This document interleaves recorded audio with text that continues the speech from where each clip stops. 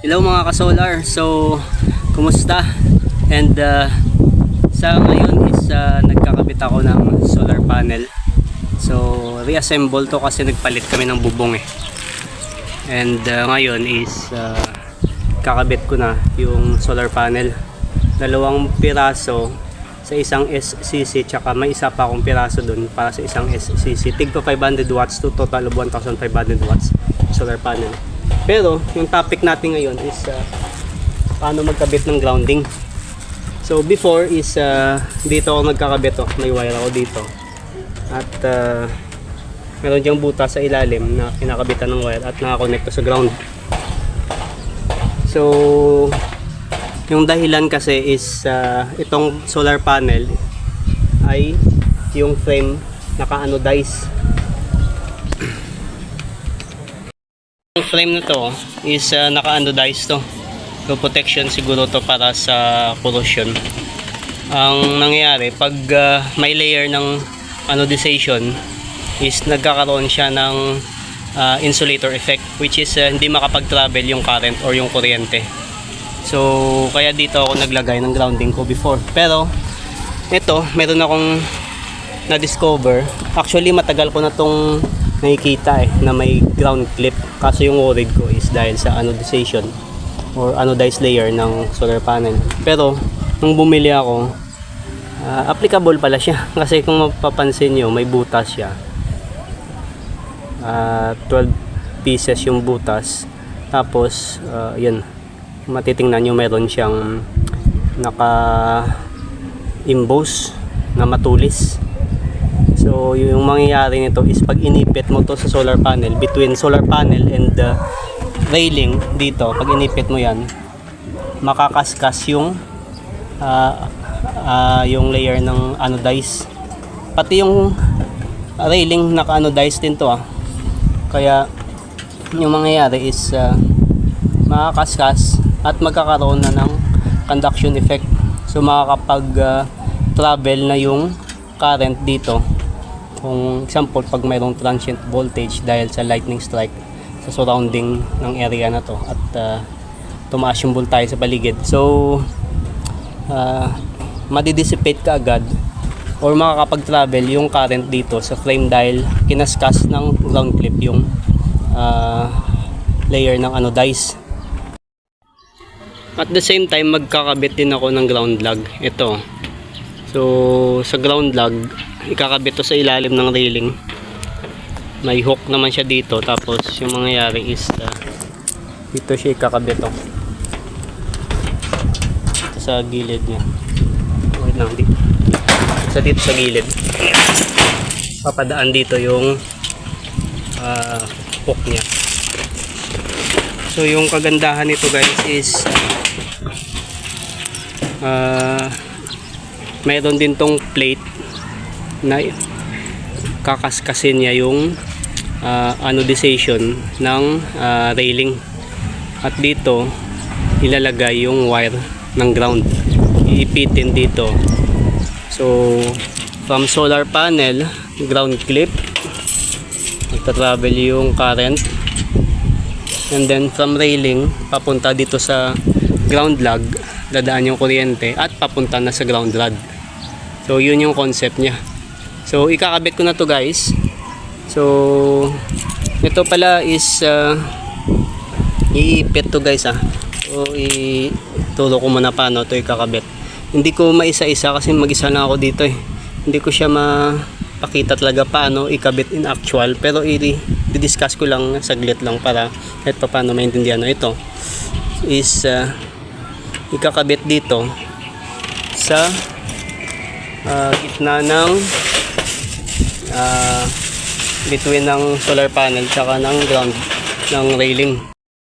Bali yung mangyayari guys, itong ground clip is ipapasok siya dito sa hook ng end clamp. Make sure lang na yung bend nito o yung flange nito is nasa ilalim para doon lulusot siya sa railing. Ito guys, hirap pag walang alalay.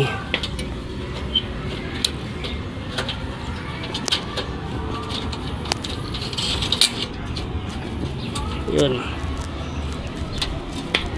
So yun lang siguro guys, ay papakita ko na mamaya pag nakabit ko na. Ito naka solar, nakabit ko na yung ground clip at saka yung ground lug. So sa ground clip, yung isang row lang dito, tatlo lang. So dalawang panel. So yung kinabitan ko ng ground clip is dalawang end clamp tsaka yung isang mid clamp. Ito yun. So I hope visible siya. Naiipit siya dito. Naiipit siya between frame ng solar panel tsaka yung railing. And then tingin ko nakakaskas na yun. So i-check natin kung may grounding later. And then nakabit ko na rin yung ground lug. So ito yung grounding wire niya. Dito ikakabit. Pero dudugtungan ko pa to guys. Kasi may isa pa akong panel na ikakabit dito. Lalagyan ko lang ng ground lug. Tapos pag nadugtungan to, ipapasok ko dito para isang ano lang, isang linya lang. So i-check natin yung continuity. Sa pag-check ng continuity, dito ko lang itututok yung isang probe ng tester, tsaka dito sa ilalim ng panel. Meron dito kasing ground hole eh. So ibig sabihin, itong dalawang panel, check natin kung may continuity siya papunta dito sa ground lug. So yun guys, prepare ko lang yung tester ko. Ito yung isang panel ko. So nilagay ko yung dulo ng isang tester tsaka dito sa ground lug. So ito I think naka-anodize din to, kaya walang continuity, walang tumutunog. Dito tayo sa stainless, yung plate na kumakaskas dun sa frame. Parang walang continuity guys Ay yun. Yun, may continuity na guys. Dito naman sa kabilang panel, ito naman, nilagay ko naman sa kabilang panel. Ito.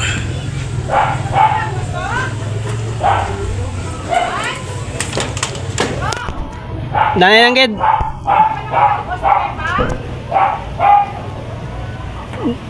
Wala pa. Tapos na to.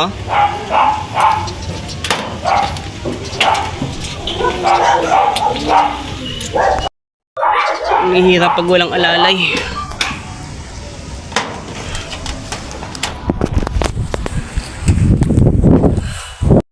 Uli. Ang hirap pag walang alalay. Yan.